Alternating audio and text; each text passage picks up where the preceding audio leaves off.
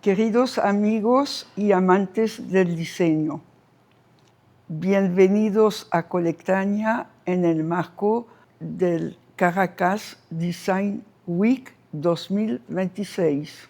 Nos complace presentar la charla Sillas Ícono, historias y anécdotas. Un recorrido por los asientos que transformaron para siempre nuestra forma de habitar el espacio. Pasearemos sobre los asientos hechos en Venezuela desde más de siglo y medio y sobre las creaciones tanto de Antonio Gaudí, pasando por Juan Félix Sánchez hasta por Charlotte Perriand. Estas piezas son parte del acervo curatorial de Colectania y las piezas antiguas de Venezuela han sido prestadas por el arquitecto Jimmy Alcock y formaron parte de una exposición de arte de Miguel Otero Silva. Es un deber resaltar que todas las piezas modernas que hoy se exponen son piezas auténticas, las cuales damos a conocer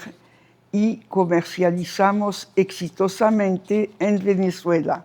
Aquellos amantes del diseño y de la calidad que las han adquirido para sus hogares, las atesoran, pues entienden que esas obras marcan una diferencia inconfundible en cualquier espacio. Extendemos una invitación especial a los profesores para incentivar a sus alumnos y organizar visitas guiadas en nuestros espacios, manteniendo así nuestra vocación de formación y de educación.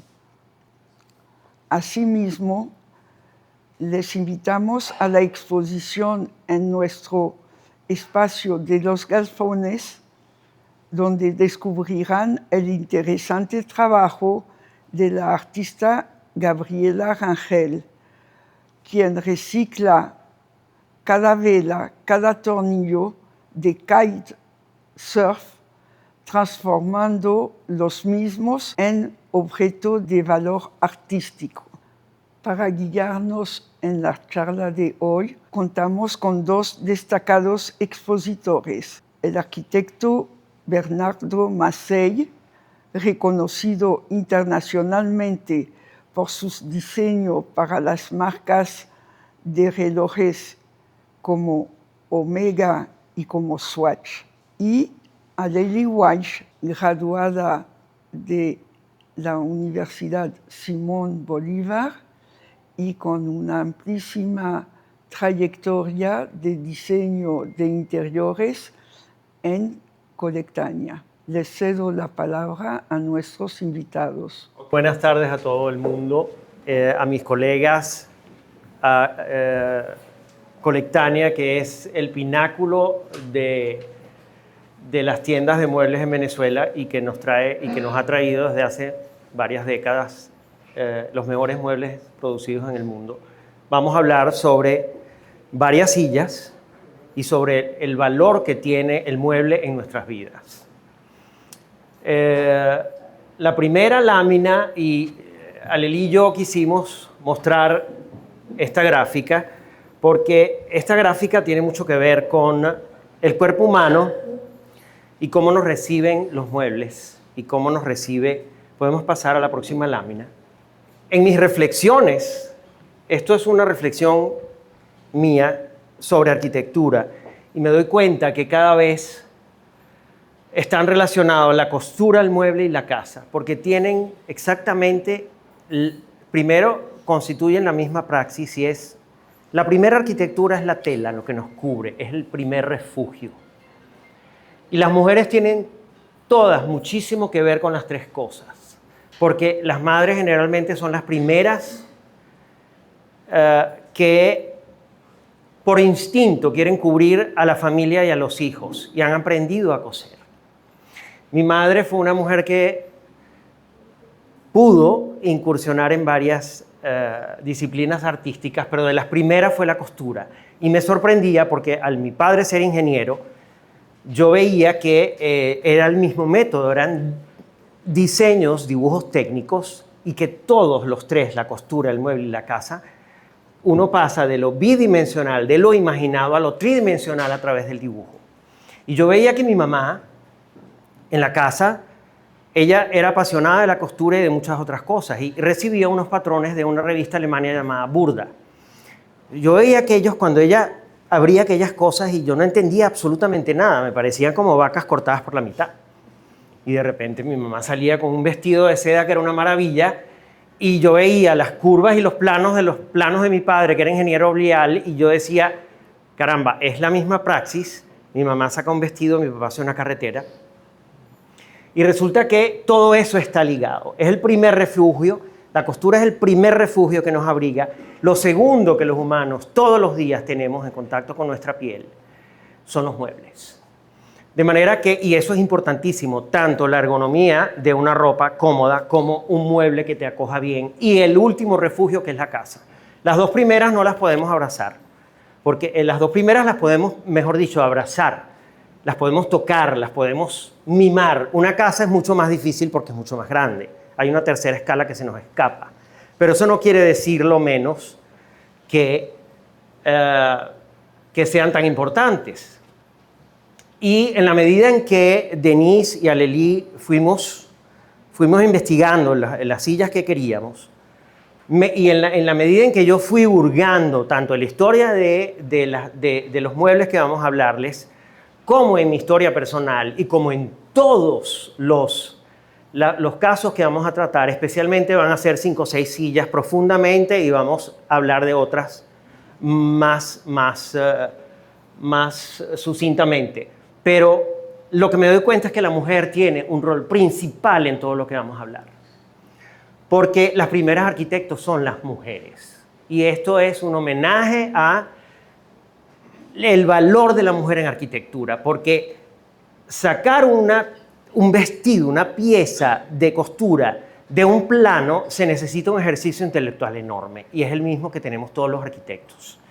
Y lo que van a comprobar aquí, de las sillas que vamos a hablar, es que se les reconoció siempre a los hombres la autoría, y resulta que hay montones de mujeres que son tan o más valiosas que sus colegas, más de una fue pareja, y que ahora tímidamente es que se viene a reconocer que las reales autoras de muchas cosas que vamos a hablar y de muchos muebles que vamos a hablar fueron las mujeres, y que además la casa, porque la casa está ligada, la arquitectura está ligada íntimamente a más de una pieza que vamos a hablar, porque el primer concepto de los grandes arquitectos fue crear la casa, pero crear todo lo demás. Y la casa, porque vamos a hablar de varias casas, las mujeres que tuvieron, las dueñas de esas casas o las mujeres que comandaron esas casas, sabían perfectamente qué iban a vestir, qué muebles querían tener y qué casa querían tener.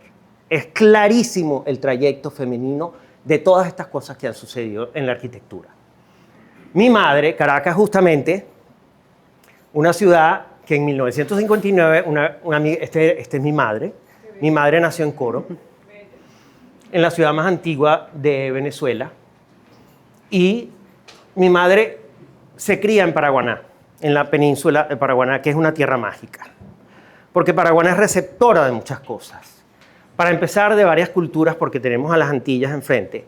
De manera que mi madre siempre nos contaba que ella amó el mueble desde muy pequeña, porque en esta casa de hacienda, que son haciendas de cabras, aquí tenemos metido a Inglaterra, a Francia, a Andalucía, porque esto es muy andaluz, en un desierto, una tierra árida, que recibía maravillosas influencias de todas partes, porque tenían a Francia, Holanda e Inglaterra muy cerca, y además a través de Andalucía nos vino no solamente la cultura española, sino la cultura sefardí, porque muchísimas familias sefardíes se metieron por las Antillas y llegaron a nuestras tierras a enriquecernos. Y mi madre fue una grandísima admiradora del mueble, porque le llegaban muebles ingleses y franceses a su casa, y esa casa estaba amueblada. Y no solamente, ahora con la colección de Jimmy Alcock nos podemos dar cuenta, porque mi madre narraba, mi madre contaba todo, y lo bello de ella era que mamá nos explicaba cuando estábamos pequeños el porqué de un mueble. Porque mamá insistía muchísimo que los muebles eran un índice absoluto del state of the art de una civilización, o sea, del índice de sofisticación, de métodos y de producción de una sociedad. Es un índice directo. De manera que mamá siempre me estaba explicando, por ejemplo, por qué una silla Klismos, que es la griega, la silla típica griega, tenía las patas curvas. Era para hacerla más grácil, para hacerla más resistente y para que no se enterrara tanto en terrenos con hierba o de tierra. Entonces yo decía, caramba, qué importante es el diseño, qué importante es todo, ¿no? Cuando yo veía que mamá estudió en 1959, empezó a estudiar en una academia que fundó una querida amiga, aquí mismo en Altamira, en la Cuarta Avenida. Nosotros vivíamos en una casa más arriba. Y mamá se inscribe en el Centro Artístico Villasmil de León, fundado por Julia Villasmil de León. Una escuela vanguardista completamente, que tenía además un convenio con el Chicago School of Interior Decoration, que fue una escuela sumamente importante, sobre todo para las mujeres, hablando de cosas de mujeres, porque le abrió enormemente la decoración interior, que en ese momento se llamaba decoración interior. El término no estaba todavía bien definido. Esto hoy en día se llama interiorismo o se llama diseño interior. Diseño interior. Pero antes se le llamaba decoración. Tan es así que se llama Interior Decoration. Esta escuela permitía a las estadounidenses cursar por correspondencia. Y Julia hace un sodalicio con esta escuela, de manera que todas las personas que se graduaban aquí en Venezuela podían perfectamente ejercer en Estados Unidos. El pensum era sofisticadísimo, porque se copiaron del pensum de la Bauhaus. Porque casi todas nuestras madres y nuestros padres son mágicos cuando estamos pequeños, estamos enamorados de ellos. Y yo veía que estas maravillas que hacían tanto mi papá como mi mamá llegaba con el círculo cromático de Johannes Itten, que es, hasta el día de hoy es la teoría, solamente superada por un venezolano llamado Carlos Cruz Díez. Y yo veía, mamá además, porque yo me ponía a ver todo lo que ella hacía, y mamá enseñó 25 años después graduada en esta escuela, historia del mueble. Entonces, claro, mamá explicaba, cuando yo veía estas cosas, que yo era muy visual, y decía, mami, ¿qué es esto? Eso es el circo, y mira los colores primarios, y ella mezclaba la acuarela en vivo. Y eso para mí era mágico, eso era una maravilla. Después ya de edad me doy cuenta que es que la Villasmil de León tenía prácticamente el pensum de la Bauhaus. De manera que el nivel de las niñas y de los que estudiaron ahí fue altísimo. Mamá adoraba la butaca venezolana por muchas cosas, pero por lo mismo que llegaba todos esos muebles ingleses, franceses y holandeses.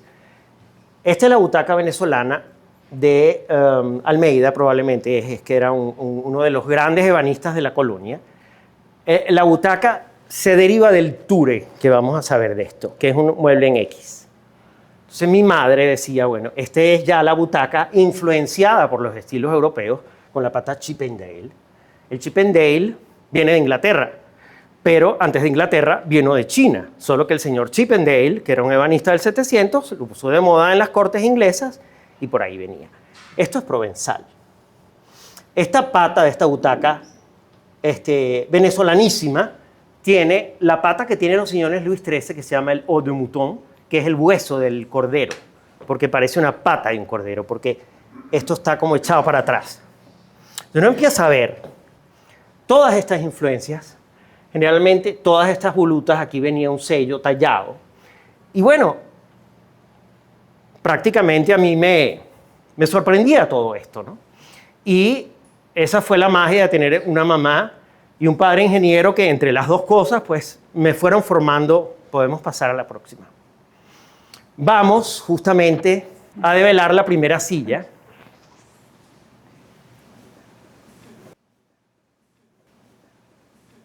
El gran arquitecto catalán, de la modernidad catalana, del seny català, que es una frase El seny català es una cosa en la lengua catalana que quiere decir como el sentido, la creatividad catalana. Y probablemente Gaudí fue de los arquitectos más famosos en esta manera de expresar. Gaudí era un hombre profundamente religioso, pero también era un obsesivo de todas las obras que le comandaban, porque estaba ya el concepto de la Gesamtkunstwerk, que era la obra de arte total, ya tenía más de 100 años. Gaudí lo abraza como lo abrazaron casi todas las personas que nosotros vamos a hablar. Y Gaudí no solamente hacía la arquitectura, hacía todo, desde las manillas, pasando por los muebles, era la arquitectura y la obra de arte total. Tan es así que Gaudí diseña el pavimento del Paseo de Gracia. Barcelona era una ciudad completamente medieval que le daba la espalda al mar. Estaba toda que es el barrio gótico hoy en día, ¿no? Lo que sabemos que es el barrio gótico. Cuando la burguesía catalana, los grandes textileros, porque en realidad Barcelona se funda por los grandes textileros, que eran los Milà, los Batlló, los Calvet, etcétera, etcétera, etcétera. Era toda la industria catalana, la burguesía que tenía poder económico y que llama a Cerdà para ensanchar la ciudad, que es el Eixample, que es el ensanche. Pero el pueblo de Gracia estaba un poco más arriba y los grandes millonarios, como pasó en Nueva York, que la Quinta Avenida fue así, y la Avenida Paulista en Sao Paulo fue exactamente igual, donde toda la alta burguesía se concentra para enseñarse unos a otros qué poderosos eran, ¿no?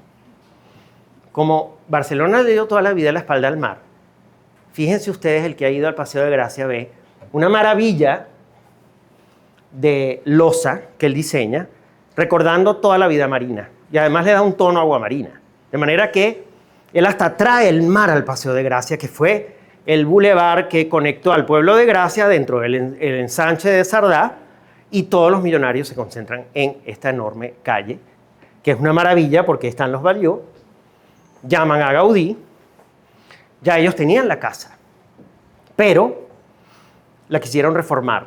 Ellos querían tumbar la casa. Gaudí, como buen catalán, ellos ahorran todo, y le dijo, no la vamos a tumbar, vamos a reformarla y yo les voy a construir una casa nueva.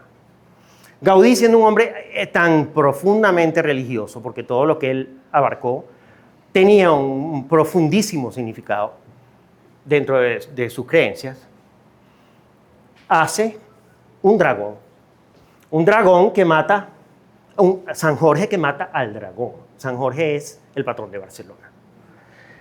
Y él adopta una técnica que yo ahorita me pongo a pensar y yo digo, pero bueno, si esta es la técnica espacial de las grandes naves que llegan otra vez a la Tierra y que para evitar quemarse hacen exactamente lo mismo, porque las naves espaciales que reentran a la Tierra tienen la misma caparazón de cerámica del dragón. Y fíjense qué adelantados eran, que este señor levanta la casa Batlló, levanta la casa Milà, dentro de la mitología religiosa, y que es una maravilla. Esto es el lomo del dragón con la espada de San Jorge que se la clava en el lomo, y este primer balcón que está aquí florecido es la flor, el lirio blanco que brota de la sangre del dragón en agradecimiento de la princesa que él salva. Todo eso está metido allí. Ya en la casa Calvet, este mueble es sumamente interesante. ¿Por qué? Porque es la primera vez que Gaudí hacía, por supuesto, por requerimientos de los clientes, hacía muebles sumamente tapizados, capitoneados, etcétera, etcétera. Esta es la primera pieza que él hace para la casa Calvet, esta silla. Los Calvet tenían la residencia arriba y la parte de abajo que era comercial. Esto era para recibir a los clientes. Pero es el primer intento de Gaudí de excavar sin ningún tipo de otro material la tierra, la madera, para acomodar al cuerpo. Esta es la Confident Chair que los Batlló le encargan en 1906 a Antonio Gaudí, y es comodísima. Probablemente es una silla muy maciza, pero es una silla perfectamente ergonómica. Esto está hecho en madera de fresno, con 4 chapas que recuerdan al trencadís catalán, que es una técnica de cerámicas quebradas, que él reviste todo para que dure, porque la cerámica es una de las cosas más duraderas que hay. Y reviste todo esto. El trencadís, trencate en catalán quiere decir quebrado. Vamos a ir sacando cada una de nuestras vedettes de hoy. Pero lo bueno es que los ebanistas de Gaudí, que era Casas y Bardés, hacen esta maravilla en madera de frásino, sumamente particular porque tiene ángulos. Y bueno, es la primera información de la ergonomía que iba a invadir al siglo XX entera, justamente por esa relación tan íntima entre el cuerpo, la ropa y los muebles. La Red and Blue Chair de Gerrit Rietveld. Gerrit, esto es Holanda, Utrecht, los primeros años del siglo XX. Y en Holanda existía el movimiento de Stil, fundado por Theo van Doesburg, el pintor Piet Mondrian, Gerrit Rietveld y una serie de personajes sumamente... Yo diría realmente que ¿qué estaba pasando en ese momento? Todos los movimientos renovadores, modernistas, Jugendstil, el Art Nouveau, la Secesión vienesa, la Bauhaus, la Escuela de Ulm, todo esto venía justamente del concepto del Gesamtkunstwerk, o sea, la obra de arte total. Pero al mismo tiempo, el Arts and Crafts, por ejemplo, fue el miedo a la industria. William Morris se retrae. Dice, vamos a lo antiguo, vamos otra vez a la hoja de acanto, que es la hoja que ornamenta toda la arquitectura occidental y que es la que uno ve en el Capitel Corintio y ve en montones de detalles de madera en muebles.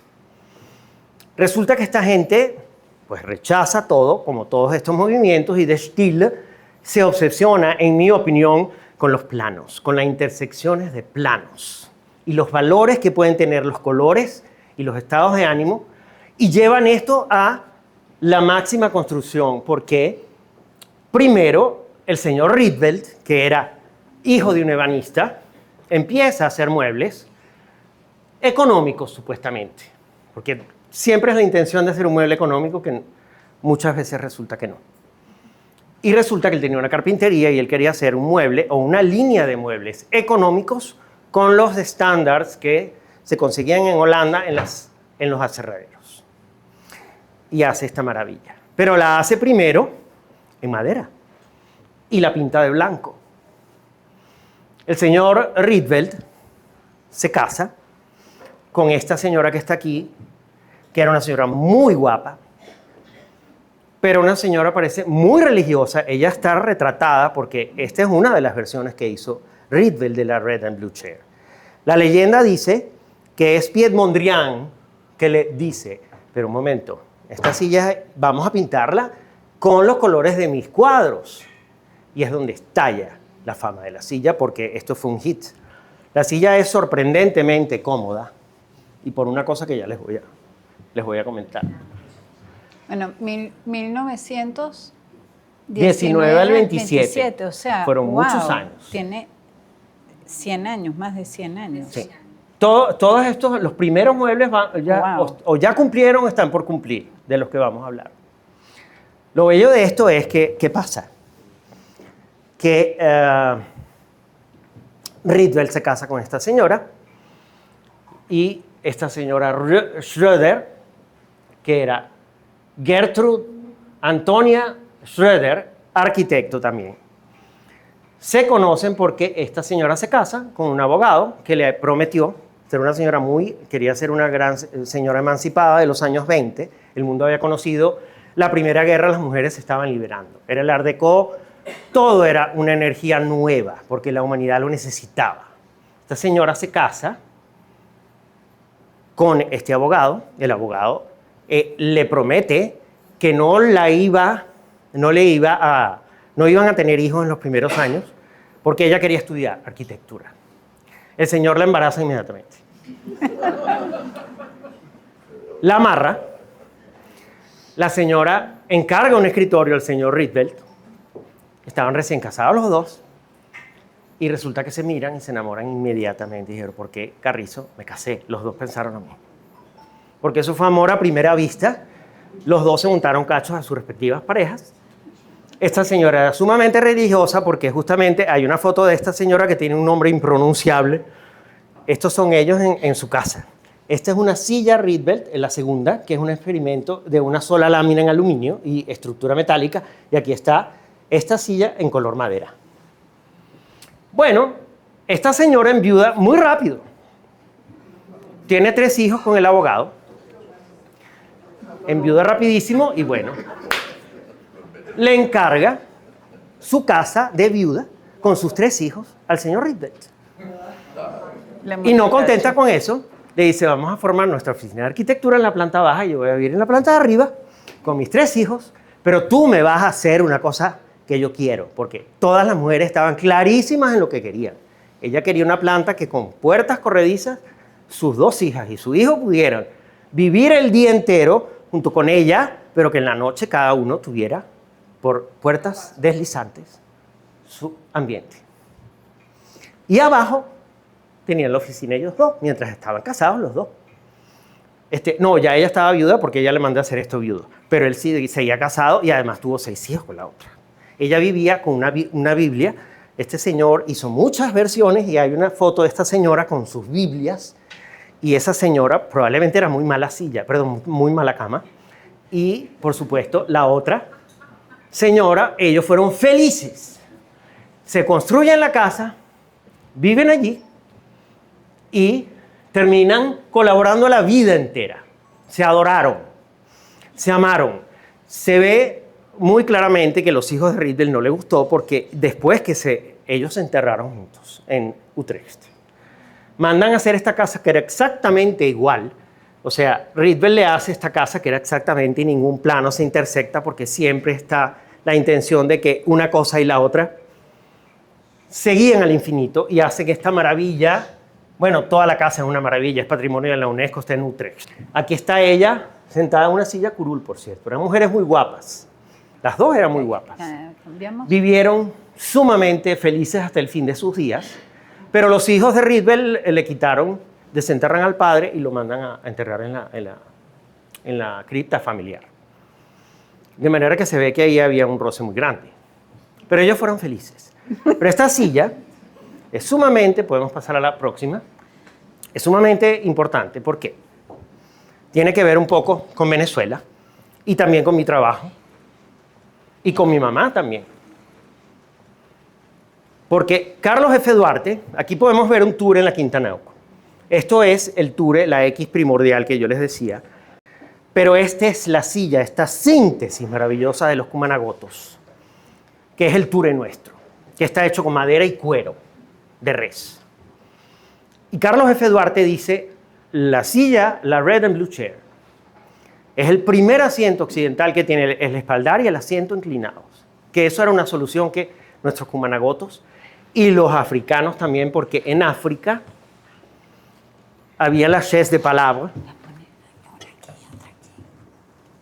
Existen las chaises de palabra en países como Costa de Marfil, Ghana, y que son idénticas. Estas son sillas ceremoniales. Este par de tours nos han llegado hoy, por la gracia de Dios, de la colección de nuestro queridísimo maestro Jimmy Alcott, gracias a Denise, que la fue a buscar ella sola esta mañana, porque lo visitó. Y el queridísimo arquitecto nos ha dado esta maravilla. Y fíjense ustedes, a mí me sorprendió porque yo conservé las. Esta es mi celebración de la butaca venezolana. Y con la misma técnica, se llama Anauco Alto, pero por Bruno Masson y Álvar Alto, porque ellos tejían, pero también nuestros indios tejían, porque Jimmy Alcock tiene un taburete exactamente en el catálogo de la Sala TAC, que ya podrán apreciar. Hay un taburete hecho también con esta misma técnica. Pero yo quise justamente celebrar un mueble tan venezolano que además le dio la vuelta al mundo. Porque ¿qué pasó? Que este ture, al transformarse en la cuestión europea y con el comercio de la colonia y del Caribe, esto se me cayó aló. Con el comercio en el Caribe, viaja por todo el Caribe, se mete por Cuba, se mete por Puerto Rico, se mete por México indudablemente, y México tiene un rol principal. Se mete por Luisiana, pero la palabra butaca es como una gota. Y lo curioso es que la palabra también evoluciona. Por ejemplo, en Luisiana toma acepción francesa y se llama boutique, como boutique, butac. Y Jefferson se enamora de ella y un amigo Thomas, un tocayo, se la manda a Monticello y le dicen Capici o Easy Chair, porque por supuesto, y les voy a contar una cosa, a los tours hay que accederles lateralmente. Porque así es difícil para uno levantarse. Y salirse también. Es simplemente poner una pierna de lado. De lado. Más nada. Es una cosa mínima, pero miren. Y yo nunca lo digo porque me parece una cosa tan natural y la gente me dice, Bernardo, pero esto sí yo has hecho. Sí. Y resulta que...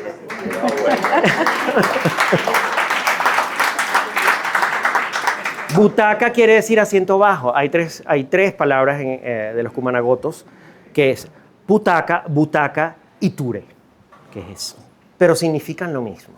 Esta es mi celebración contemporánea de nuestra butaca cumanagota. ¿Aló? Perfecto.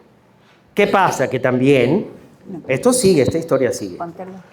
Yo celebro, esta es mi butaca Ávila, esta es la butaca Anauco Alto, pero fíjense ustedes que en la colonia le crece también la pata Chippendale. Yo hago lo mismo, pero modernamente. Esa es la butaca Ávila.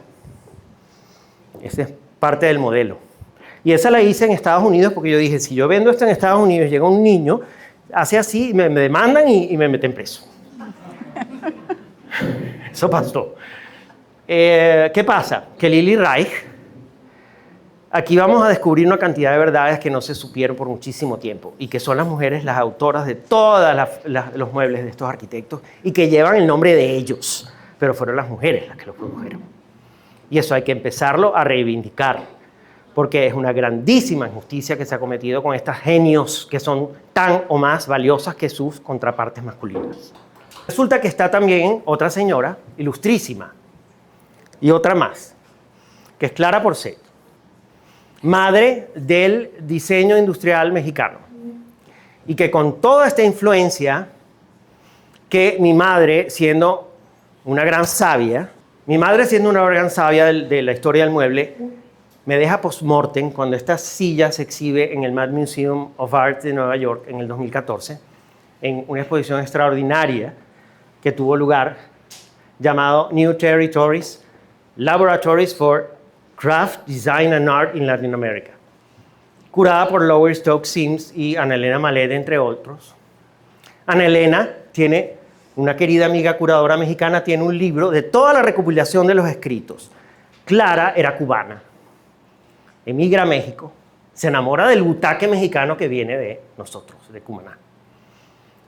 Pero ya ha pasado por toda esa maravilla. A mí me llena de orgullo que un país como México, que tiene una cultura tan vasta, tan maravillosa y que yo amo profundamente, que haya una gota cumanagota en la cultura mexicana y mundial.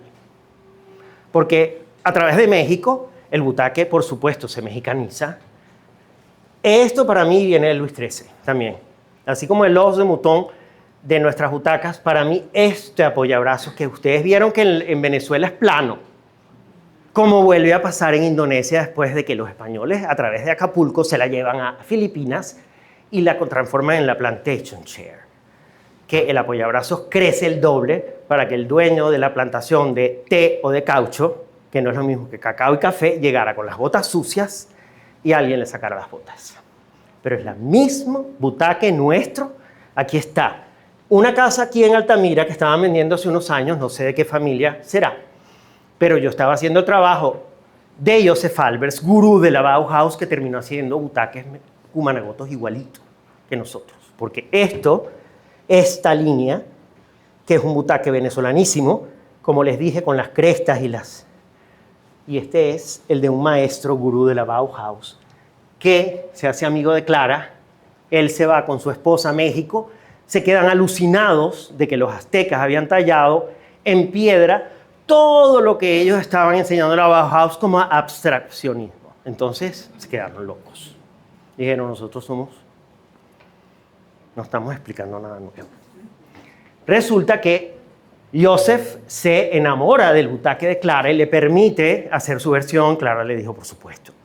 Y está ahorita en la Joseph and Annie Albers Foundation en Bethany, en Connecticut. De manera que esto es una silla que sale de Cumaná, probablemente venga de África y tiene, por supuesto, influencia de los dujos taínos.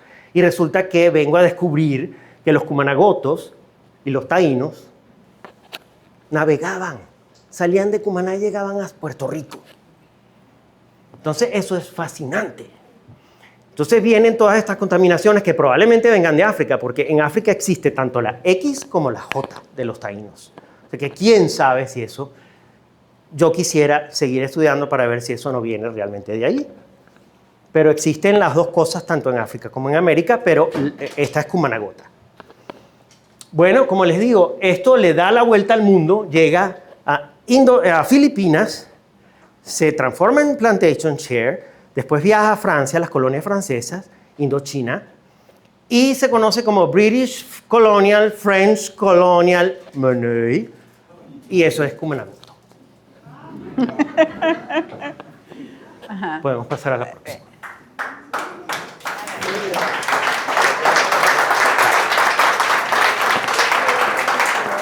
Se me olvida decirles que esta pieza es de Jimmy, es merideña, esto es un tesoro. Porque este es el pequeño ture nuestro de la manera más Levántalo. de la manera más rudimentaria. Miren esta belleza. Y la proporción de la mía es igual, porque yo conservé toda esta maravilla a través de una foto de Carlos Germán Rojas, que fue la que me dio a mí las proporciones de las que se acaban de llevar. No, y que también quizás esto, sin tener el estudio ergonómico de los ángulos y las proporciones, los hicieron nuestros artesanos. Ni más ni menos. Es que la sabiduría, además de la posición, porque sí. esto, Rietveld llegó a esto después de que Europa tenía cientos de años diseñando todos los estilos habidos de por haber. Y miren esto. Esta es la modernidad, esta síntesis. Y viene probablemente de África, porque todas estas cosas probablemente vengan de África. Bueno, esto es otra maravilla. Identificada por el señor Mies van der Rohe, alemán, uno de los fundadores y maestros de la Bauhaus, que un buen día, la Wiener Werkstätte, Lili Reich y Mies van der Rohe trabajaron juntos por muchos años. 10 años estuvieron juntos y tenían una relación sentimental.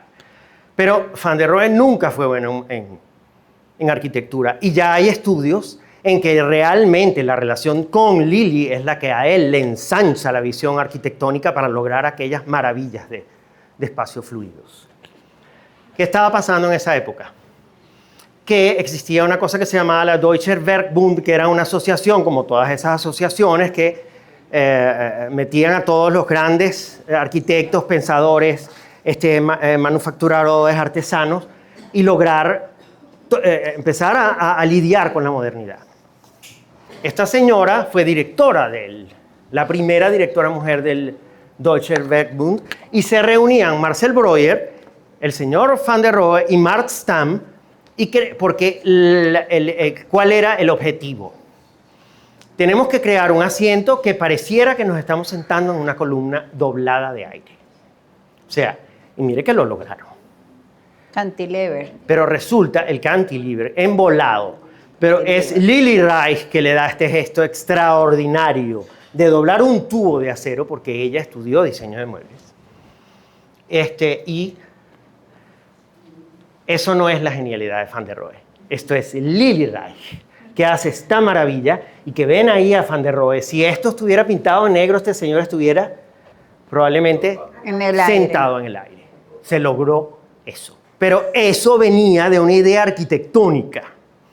Porque al mismo tiempo estos señores los llaman en el año 1929 para el pabellón de Barcelona en la Feria Universal de Barcelona. Y es Lili Reich la que sale con todas las piezas de mobiliario. Hoy en día se sabe perfectamente que la autora de la Barcelona de van der Rohe es de Lili Reich, no es de van der Rohe. Entonces, por ahí, la Fundación Mies van der Rohe ahora tiene una beca en arquitectura que se llama Beca para la Reivindicación en la Igualdad de la Arquitectura, porque va a premiar a mujeres. Y es una mujer llamada Laura Martínez, que descubre todas estas cosas. Y hoy en día la Fundación Van der Rohe hubo una exposición, porque ¿qué pasó con Lili? Lili, podemos pasar a la próxima. La Tonet, además tengo que hablar de Tonet, que es la maravilla de compañía austríaca. ¿Por qué Tonet es famosa? Tonet inventa doblar la madera de fresno y de haya con vapor. Y entonces crea toda una serie de muebles por catálogo que era una maravilla. Y fíjense ustedes cuál es la diferencia, porque la primera que empieza a usar metal para Tonet es Lili Reich, o sea, con estos proyectos. ¿Y qué había pasado? La Primera Guerra Mundial, porque antes uno ve todos los muebles de la Secesión Vienesa, todos los muebles de todo eran de madera, pero el advenimiento de la Primera Guerra con aviones, submarinos, etcétera, pues la industria de metal se explota y empieza a salir, pues, estas maravillas en metal. Y toda esta idea viene de una cosa extremadamente maravillosa que era crear una columna que fuese metálica al mismo tiempo que se mezclara, porque la idea era crear el piso y el techo como si estuviesen flotando. Y muebles que fuesen etéreos donde no se viera que los seres humanos están sentados en casi nada. Ese es el... Y esta casa que tienen ustedes aquí está construida con esta maravilla que es la columna Van der Rohe, que son 4 ángulos rectos revestida con cromo niquelado para que brillaran lo máximo posible y no se oxidaran nunca y mimetizaran la estructura. La Casa Tugendhat en la República Checa fue el segundo, o sea, el pabellón de Barcelona y la Casa Tugendhat fueron contemporáneos. Uno en la República Checa y el otro en Barcelona. Pero es la colaboración de Lili Reich y de Van der Rohe que hace esta maravilla. Y es Lili Reich la que crea todos estos muebles de la familia Tugendhat. La familia Tugendhat es una familia checa. Un matrimonio, eran Fritz y Grete. Fritz era el Tugendhat y Grete venía de una familia de textileros muy ricos. La familia, ella estaba casada con Weiss. Ella vivió... Perdón, Denis. Exactamente. Esta es la familia de... Pero ella se casó con un Weiss, se va a Berlín, conoce el trabajo de Lili y de Van der Rohe, se casa, se divorcia, tiene una hija del primer matrimonio, conoce al señor Fritz Tugendhat y la familia de ella les regala un maravilloso terreno que era embajada y al final estaba la casa de los padres de ella y ella le regalan la parcela de arriba. Y Van der Rohe y Lili vienen invitados por esta señora que ya conocía, una señora clarísima con la casa que quería también. Y ella le describe la casa, Van der Rohe se la proyecta, pero resulta que Lili le hace toda la maravilla de todas estas, las Cheslong Brno, todas estas se llaman como la ciudad donde está.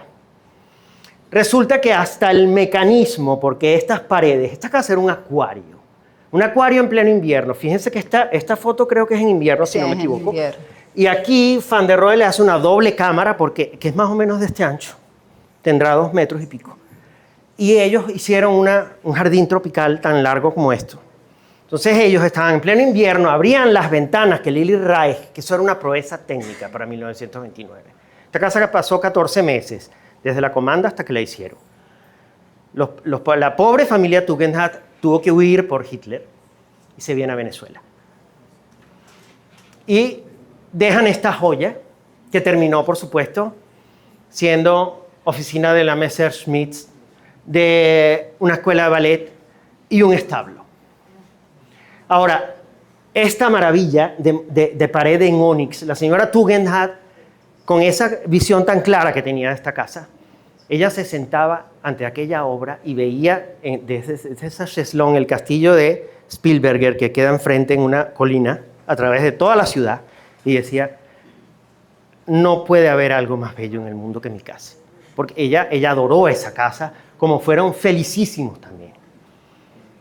Quiero llamarles la atención porque, bueno, este muro de ónix que costó lo que costaba una casa normal en Brno en ese momento costó solo esto. Que cada atardecer pegaba y se veía encender aquesta maravilla por la luz del sol. Y el muro del comedor, que era de Makassar, de África. Eran las dos cosas más caras de esta casa, fueron el mecanismo que es de Lili Reich, como les dije, y estas dos cosas, que tuvieron que ser recuperadas después de la restauración. Es muy importante esto. En Caracas existió un espacio muy parecido en la fábrica de cauchos General, porque Emile Vestuti quiso celebrar esto. Lamentablemente, las leyes cambiaron en Caracas, tuvieron que desalojar todas las fábricas y ahí cayó en peligro esta maravilla, que hoy en día no existe.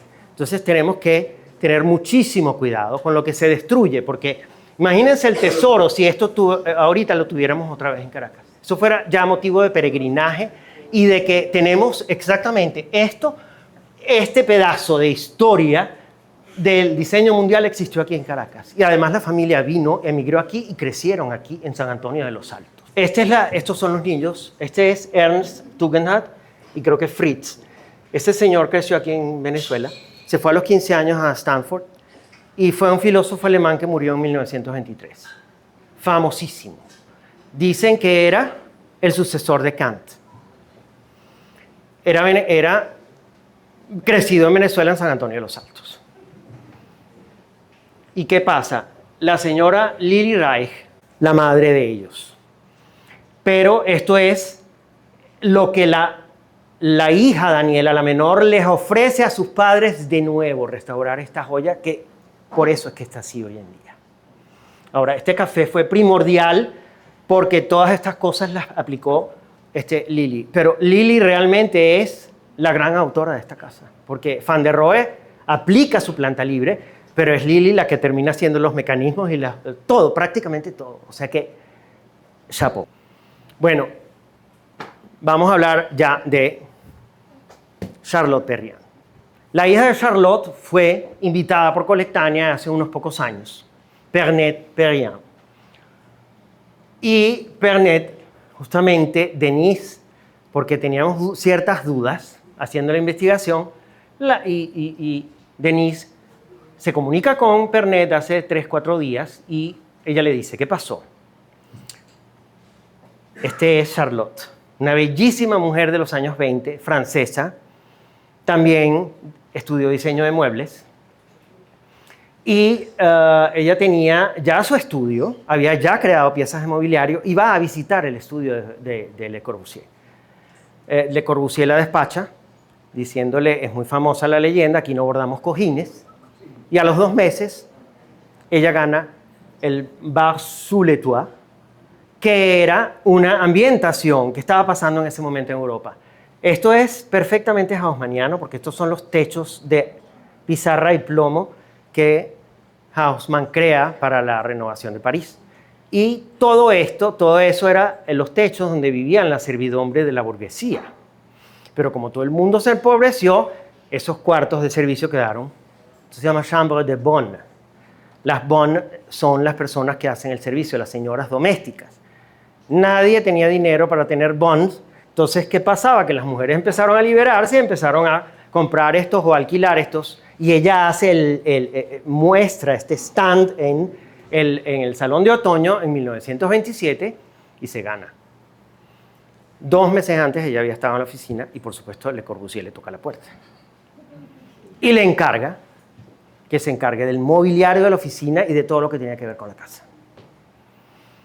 Él pone ella dice, necesito, Le Corbusier le manda hacer una línea de muebles donde se inspirara en la silla colonial, dice Pernette, pero yo investigando, más bien creo que es la silla safari colonial, porque hay una ambigüedad en el término, pero estoy seguro que es la silla safari. Le manda a hacer esto, porque esto es un mueble diseñado por él, pero que él se lo hizo a Belmoté y lo expuso en el Esprit Nouveau en 1929, no me acuerdo, 27, era más o menos así. Y esto es un club chair. ¿Qué pasa con el club chair? El club chair es la gran silla burguesa que nace en Francia, pero que se va a Inglaterra, a los grandes clubes masculinos de la nobleza, se transforma en capitoneado y era un símbolo de la burguesía acomodada. Entonces, él exhibe esto en el Esprit Nouveau y le dice a Charlotte, quiero una línea donde tomes en cuenta el club chair, tomes en cuenta la silla safari colonial y la silla del doctor Pernod. Podemos pasar a la próxima. Aquí ven el club chair que Le Corbusier le sugiere. Esto es una silla que él adoraba de Tonnet y la pone en el Esprit Nouveau, pero aquí pueden ver la silla safari colonial, la silla sur repos del doctor Pascot, que estaba de moda, porque era una silla sanitaria de reposo. Y la silla Tonnet, la rocking chair de Tonnet. La señora salió con estas maravillas, inspirado en todo esto. Porque esta es la safari, esta es la chaiselongue, que no es de Le Corbusier. Esta es la silla de ella, que ya tenía en su estudio principalmente. Y este es el afiche que ella hace para el Salón de Otoño de 1929. Aquí está ella. Probablemente aquí está Pierre Jeanneret, pero no está Le Corbusier. Ella era una mujer muy bonita, Charlotte. Y además, yo tuve el gran honor estuve así de conocerla. Porque cuando yo trabajé para Swatch y para Omega, me mandaron a París, me querían mandar a París para que hablara con ella y nos produjera un Swatch. No pude hacerlo porque 2 días antes llamaron y la señora se sentía mal y no se pudo darla. Pero yo estuve a punto en el año 91 de conocerla. Esto es esta maravilla que la señora Perriand hace y que hoy en día, hasta hace 2 años, la produce Cassina, que es la extraordinaria compañía de Meda cerca de Milán, del señor Amedeo Cassina, que produce todas estas maravillas. Y hace 2 años justamente, finalmente no tuvo la suerte de Lily Reich, porque su hija ganó la batalla legal, porque Le Corbusier, cuando una vez creada esta línea, Le Corbusier insiste legalmente en que tenía que ser su orden alfabético. Y como era LC, PJ, Pierre Jeanneret, y CP, bueno, el primero era él. Hasta el día de hoy, hasta hace 2 años, hoy en día se llaman Grand Confort, tanto el cúbico como este. Esta es la basculante, porque el asiento hace así, porque la silla safari se le bascula el asiento, y la tournante y la chaiselongue simplemente se llaman así, no son el Le Corbusier anymore. De manera que ya estamos haciendo justicia. Adelante. Una cosa importante de la silla es que es una de las primeras sillas que la estructura está por fuera. O sea, estos cojines no tienen nada de estructura interna. Sí. Toda la estructura, entonces también eso fue revolucionario, porque hasta los momentos la estructura estaba interna y se tapizaba y se cubría. Aquí no, la estructura está a la vista. Y por eso es que en la lámina anterior yo puse la frase cushion basket, que era la manera en que Charlotte ilustraba ese concepto. Entonces, ¿qué pasó? Que ella y Pierre dijeron, vamos a agarrar la baranda de la casa tal y vamos a aplicársela. Y eso fue lo que hicieron.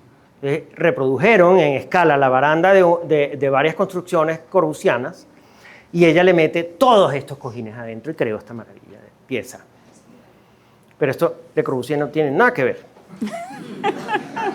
Ok, tenemos que esperar por la otra.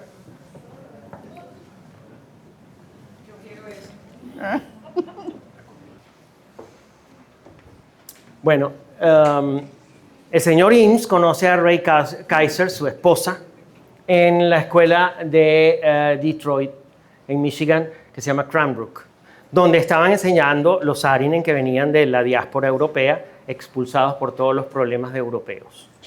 Resulta que él era casado, él se enamora de Ray, se le declara en una carta, le pide cuál era el número de su dedo, y que si él aceptaba que le pusiera un anillo en el dedo, ella le dijo que sí. De Cranbrook van a Los Ángeles, se radican en Los Ángeles y en ese momento el MoMA lanzó un reto mundial a todos los genios de arquitectura y diseñadores. Querían producir líneas a bajo costo.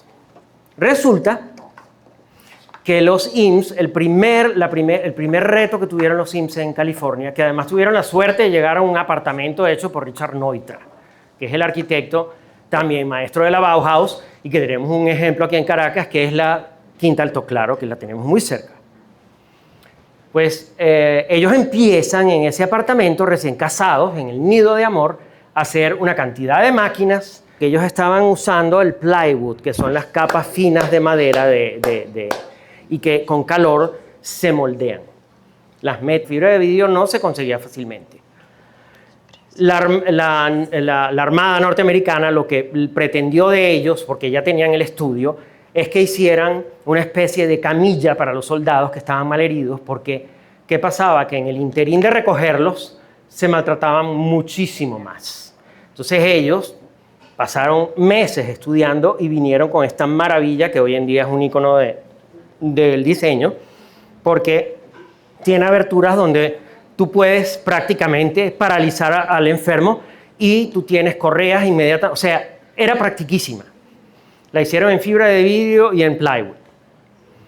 Ya tenían esta maravilla de experiencia cuando el MoMA en el 48, pues vienen todos los genios europeos y todo a hacer una exposición extraordinaria de muebles de bajo costo que prácticamente cambia todo el panorama de muebles en el siglo XX porque todos los íconos, muchos íconos salieron de ahí, de esa exposición. Hubo dos. Esta fue la primera y la segunda fue diseño orgánico.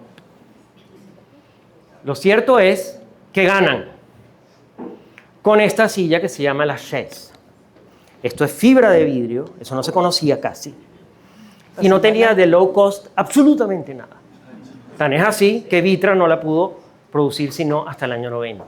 Ellos probablemente, esta es la casa de ellos, la que ellos hacen en Pacific Palisades, a través de un amigo de ellos que funda Art and Architecture, una revista, y que lanzan un concurso a todos los grandes, Craig Elwood, un discípulo de Van der Rohe, montones de arquitectos californianos y norteamericanos proponían casas modulares a bajo costo y salieron maravillas también de ahí. Esta es la casa que ellos proponen, que estuvo a punto de quemarse ahorita en los incendios de Los Ángeles. Gracias a Dios no pasó nada. Pero ellos disfrutaron, ellos prácticamente habrán disfrutado de el prototipo, porque nunca se produjo porque era caro, era muy cara. O sea, es más, se murieron y no vieron la... Ellos se murieron y no vieron nunca esto nunca producido. Porque fíjense cómo solucionan aquí, lo que hay son dos enormes paredes en X sosteniendo a esta ostra que está aquí, ¿no? Esta concha que está aquí. Pero resulta que se llama la chaise. Porque, ¿qué pasó? En el momento que ellos estaban haciendo estos prototipos en California, porque cuando ellos se mudan a California, después de que se mudan al apartamento y tienen un poco más de dinero, alquilan un galpón, que yo digo que era la Disneylandia, porque Walt Disney estaba construyendo Disneylandia contemporáneamente. Pero la verdadera Disneylandia del diseño era la oficina de esta gente, porque yo he visto filmes y cosas de ellos, y ellos eran como unos grandes artistas que... Aquello era una delicia, porque Ray era una persona sumamente divertida y él también. Y aquello era laboratorio, fotografía, filmes. Ellos expusieron en Rusia, hicieron un film que se llama 10, que va, cada 10 kilómetros va. O sea, fueron lo que hoy en día vemos en Google Maps y todo eso, en los años 50. Se hacen grandes amigos de Saul Steinberg, que era un rumano, que terminó siendo digamos que el ilustrador de Nueva York, porque el New Yorker lo usó por muchísimos años. Prácticamente Saul Steinberg y Nueva York eran sinónimos. Y un buen día, el señor Steinberg lo llaman de Hollywood, el contrato no sucedió y él se fue a consolar a casa de sus amigos los IMSS y él empezó a diseñar sobre las sillas que ellas estaban investigando y que expusieron en el MoMA y les hizo esta maravilla. Resulta que Vitra, para celebrar los 70 y pico de años de estos especímenes, pues puso 500 sillas en subasta reproduciendo exactamente a mano los dibujos de Steinberg hace nada. ¿Qué pasa? Es muy cómico, podemos pasar a la próxima. Aquí, bueno, en la foto anterior está aquí Ray Eames declarándosele a la diva que la hace allí. Pero ¿por qué se llama la Chaise? Resulta que no es la Chaise por Chaiselong ni nada, sino que Ray y Charles eran muy amigos. Aparte de Saul Steinberg, esta fue una famosísima portada de New Yorker, tenía un gran amigo que era un escultor francés que emigró a Estados Unidos enamorado de una norteamericana que se llamaba Gaston Lachaise. Y resulta que la idea de esta silla maravillosa es posar a esta escultura que se llama Floating Figure, que era la esposa de él, y ponerla aquí. Y que fuera perfectamente ergonómica para ella. Por eso se llama Lachaise, por el apellido de él, no porque es una chaise. Fíjense ustedes qué cómico. De manera que este es el mito. Aquí se puede ver ellos experimentando con trencadís, porque ellos eran sumamente juguetones. Y ellos tenían ya una enorme investigación, como les expliqué anteriormente, en plywood. Y que va a influenciar incluso a Saarinen, que ya lo van a ver. Saul Steinberg se ve que era un hombre con muchísimo humor y él le encantaba diseñarse y ponerse. Todo esto es un el staging aquí es todo de Steinberg. Pero este es el origen de esta maravilla que los Eames no pudieron. ¿Por qué no te sientas, Aleli? No. Bueno, podemos pasar a la próxima. Es divina, es divina. Ustedes se van a poder sentar. By the way, creo que se va a poder. Es divina, una delicia. Todo un otomán.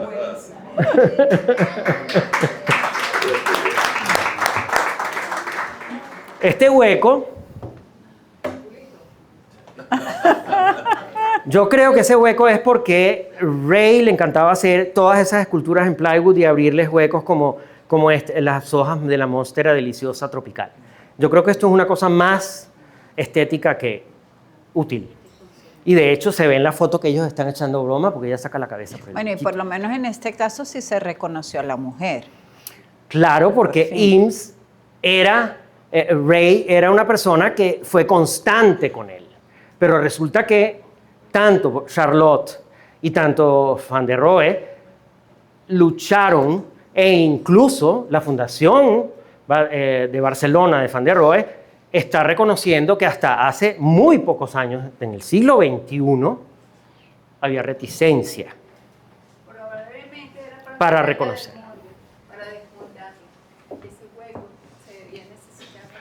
También es verdad, eso puede ser muy cierto. Claro que sí, tienes toda la razón.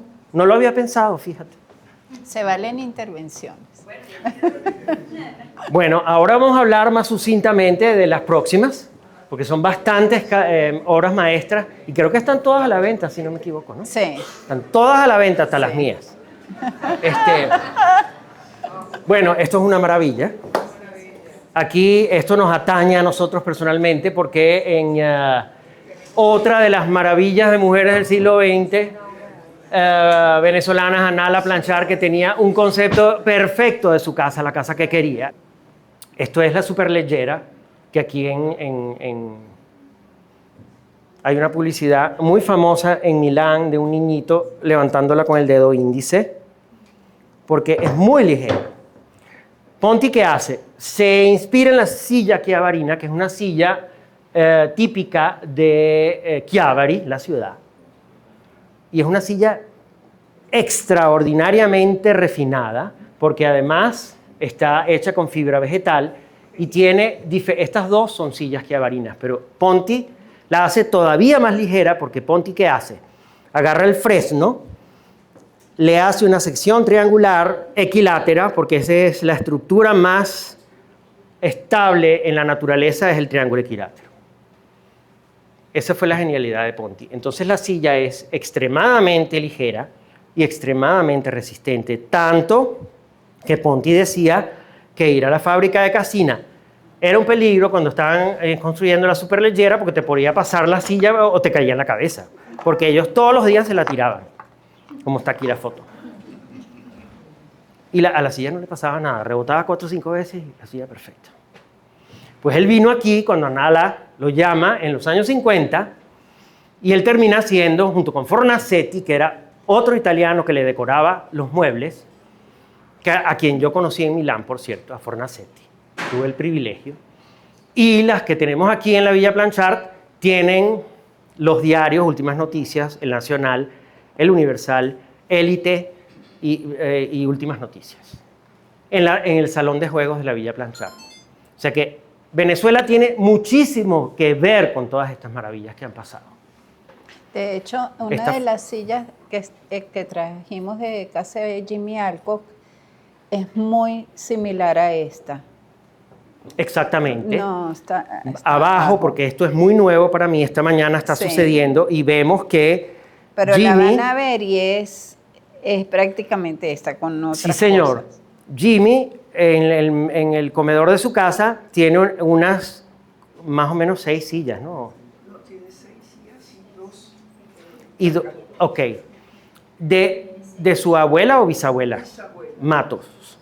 Y resulta que es de una factura impresionante, la pueden ver allá, y se asemeja muchísimo a la silla chiavarina. Yo tengo también una teoría.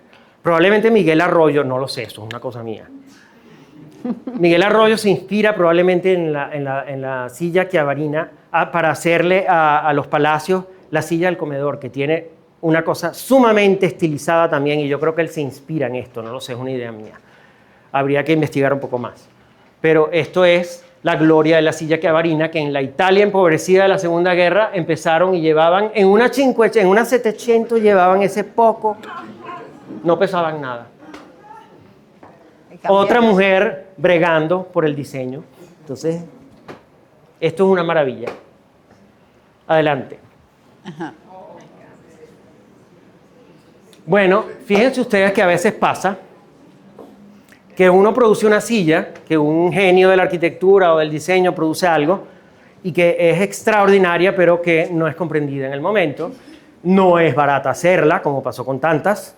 O sea, hay muchas sillas que tienen que pasar el test of time. Y esto fue una silla que hizo Hans Wegner, que no, aquí no hay nada, ya se acabó. Lo femenino ya más o menos está explicado, ¿no? Pero él sale con esta maravilla, que es ultra ergonómica y se hace en plywood, que para el 63 era bastante difícil de hacer porque es una silla en 3 patas y esto se funde en una, pero se divide, que esto es una maravilla, esto es una escultura. Pero hacer esto es sumamente, miren esto. Esto es una escultura. No se vendieron. Las últimas se regalaron. Carl Hansen en los 60 se hicieron 15. Se regalan 2 y resulta que Sotheby's en los años 90, pues subasta y el éxito fue tal porque se vendieron en $200 y pico mil cada una. Dijeron, vamos a producirla porque ya la técnica nos permite hacerlo. Y bueno, se ha producido, ha sido un éxito tal, porque la gente empezó a entenderlo, sobre todo los baby boomers, o sea, mi generación. La llaman the smiling chair.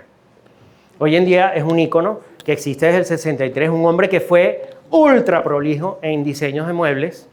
Él es el gran autor de la Wishbone Chair, que la vemos en todos lados, que tiene el espaldar con 2, como una Y, que viene de China, porque esa silla es china. Solo que él la pone danesa. Pero eso viene de China como el Chippendale. Y tenemos esta maravilla que hoy en día la podemos comprar aquí. Esta es otra que también, el Test of Time, se llama Corona. La hizo Paul Volter y la manufacturaba Erik Jorgensen. Y Jorgensen fue absorbido por Fredericia, que es una firma danesa de muebles sublimes, tanto de grandes monstruos del diseño como nuevos. Esta silla está inspirada, Volter se inspira, bueno, es de la era espacial, esto parece que salió de una comiquita de los supersónicos de Hanna-Barbera. Sí. Es divina, yo no me había sentado y es riquísima. Está muy bien hecha y está inspirado en un eclipse de sol, en los estadios de la corona solar. Y eso es lo que él hace, con una pata metálica que es una maravilla. Ya ustedes podrán sentarse y disfrutar de esta maravilla. Pero aquí están los supersónicos, señores, porque el mueble explica la época. Aquí está la era espacial del hombre. Y ahora es que la podemos disfrutar porque también, no, 63, pero está... Era 64. 64. Pero la producen desde hace muy poco tiempo. Como 10, 15 años más o menos. Una maravilla. Qué rica es. Bueno, ya no las podemos llevar porque no hay más nada que decir aquí. Okay. No los queremos fastidiar mucho. Bueno, la estructura de metal. No, esto es una maravilla. Esto, cada óvalo es desenfundable. Estoy viendo ahí el cierre. ¿Verdad? Tiene un cierre, claro. Tiene un cierre. Esto es cuero, por supuesto. Sí. Sí. Esto es cuero. Pero se Sí. consigue en tela también. Sí, también. Bueno, la Lili, que es una escultura. La Lili es probablemente el ejemplar más tardío, 1970, de todo un estudio que es muy similar al que hicieron Charles y Ray Eames, pero por Jacobsen. En los años 60 Fritz Hansen llama al señor Jacobsen y le dice, mira, necesitamos que te inspires. Todo este estudio viene porque le enseñan una silla de Charles and Ray, que era muy famosa, y una industria farmacéutica que era cliente de Jacobsen le encarga para todo el comedor de empleados una silla que fuese práctica, en plywood, etcétera, etcétera, y él le encantó esta silla, le encantó el reto, se pone a estudiar el plywood y sale con la Anchair, que es la primera silla de este tipo. Después salieron todas estas a través de los años, pero la más famosa fue esta, la number 7.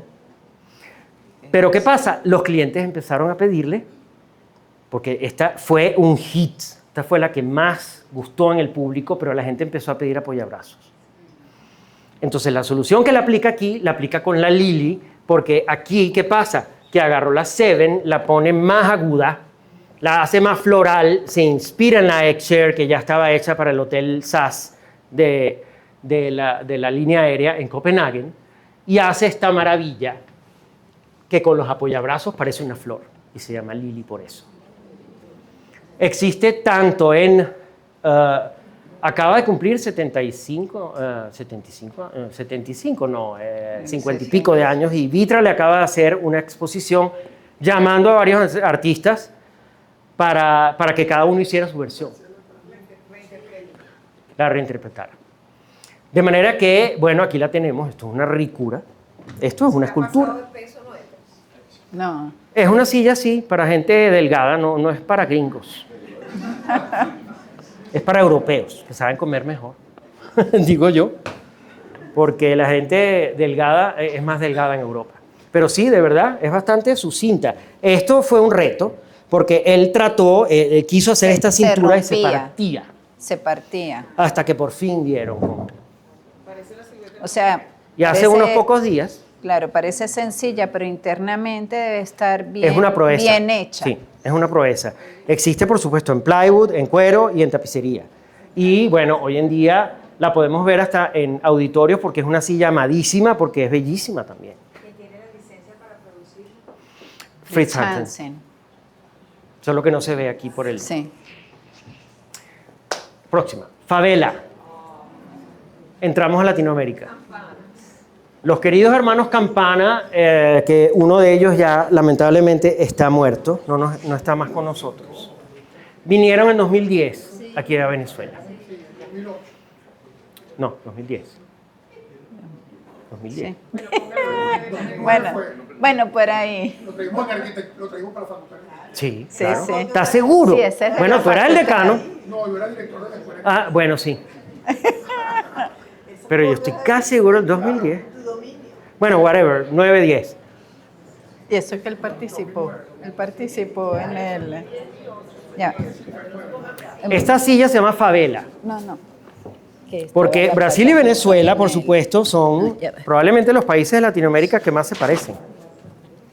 Yo siempre he dicho que Brasil y Venezuela se parecen mucho porque son los países latinoamericanos que mejor movilidad social tienen y que somos caribe, incluso no siendo ellos caribeños, pero parecieran, los cariocas. Vinieron, ¿cuál fue el reto? Invitados por la Facultad de Arquitectura, la Fundación Cisneros, Marva Griffin tuvo que ver y nos traemos a Paula Antonelli, una gran curadora del MoMA, y nos reunimos todos en la facultad. El tema fue 2 días, teníamos que producir un mueble y Humberto y Fernando nos ponen el reto de que el taller Galia tenía un montón de pedazos de madera de no sé cuántos años de enseñanza y de manufactura en la facultad. Se pusieron los grandes montones de madera que sobraban. Inspirándonos en esta silla, ellos nos ponen el reto de que si nosotros viviéramos en una favela y tuviéramos que recibir a alguien sumamente importante, ¿qué pieza de muebles haríamos para recibir a esa persona? Y cada uno empezó a recoger sus pedazos de cosas. Yo recogí varios, hice una mesa. Ganó Annick Meyer-Werner, junto con Pablo Souto, de una silla, por cierto, muy parecida a nuestras butacas, y a esto se expuso en la facultad. ¿Qué querías decir tú? No, que es una silla, que asombrosamente Sí. parece una escultura. Sí, bueno, Y es era una muy silla. escultural justamente, ¿no? Sí, sí. Lamentablemente, Humberto fue el que murió, no estoy seguro. No, Pero bueno, eso fue una experiencia extraordinaria en nuestra facultad. Gracias a El tiempo vuela. Este fue mi trabajo, que por cierto se lo regalé a Tulia Susi y está en la Quinta Alto Claro, porque ella adoró esta mesa. Yo se la regalé porque en mi casa no cabía. Es madera, No, pura madera. Puros como pedazos esto. de madera. ¿Qué pasa? Esto lo manufactura Edra. ¿Cómo lo pegan? Ya les voy a explicar. Y clavitos, tiene clavos ahí. Ya les voy a explicar. Cada silla es distinta, por supuesto, es imposible. Les voy a decir una cosa. Aquí las sillas están producidas industrialmente, pero cada silla que vale la pena en el mundo termina siendo tocada por una mano humana. Y esto es una de ellas, porque los hermanos Campana tuvieron que pasar junto con Mónica Matsei, que es la CEO de Edra, que a lo mejor es familia mía, no lo sé. Sí. A mí se me engarzó un bolsillo, pero Sí. yo no quiero hablar mal de los Campana, por favor. Bueno, es posible. Bueno, ellos dos conocieron mis muebles, porque Tulia me dijo, lléname los galpones de tus muebles, Bernardo. Y fueron allá y los vieron todos. Tan bella. Bueno, esta es la foto en la facultad de todo lo que hicimos. Y bueno, fue una ocasión muy feliz. Favela se produce, ellos pasaron un mes instruyendo a los empleados de Edra, que está en Toscana, para hacer esto, que cada una está clavada. Probablemente hay una base, yo estoy tratando, pero no la veo. Yo no la vi. Yo no sé de dónde sacan un molde, no sé si es que no entiendo cómo la hacen, Quizás hacen un negativo. pero todo es clavado. Pero quizás hacen un negativo. Es probable, eso es lo que yo creo. Y cada una es distinta, completamente diferente. Y es favela porque recuerda a nuestras casas, nuestros ranchitos, las chabolas o favelas, como las pueden llamar. Esto es Latinoamérica en el diseño mundial. Adelante. Bueno, Antonio Citerio es uno de los diseñadores que a mí más me gusta en vivos, que quedan en Milán. Yo tuve el gran placer de hablar con él 3 minutos. Es un tipo, bueno, talentosísimo. Brillante. Aquí hay más de una pieza de él arriba. Y de verdad que es una cosa mejor que la otra. Esta es la inspiración del Club Chair y de el de Charlotte con la baranda, pero él todavía la hace más sucinta todavía y además le hace un mecanismo extraordinario y la transforma en una especie de cheslón. Pero es un Club Chair que acaba de cumplir 27 años y que Flexform la celebra y ahora se está subastando esta que se subastó fíjense que tiene las huellas del tiempo, pero miren qué delicia de silla. Citerio es de los diseñadores que yo más admiro, Siéntate. que están vivos. Es una maravilla. Esto tiene que ver también con la repose del doctor Arnaud.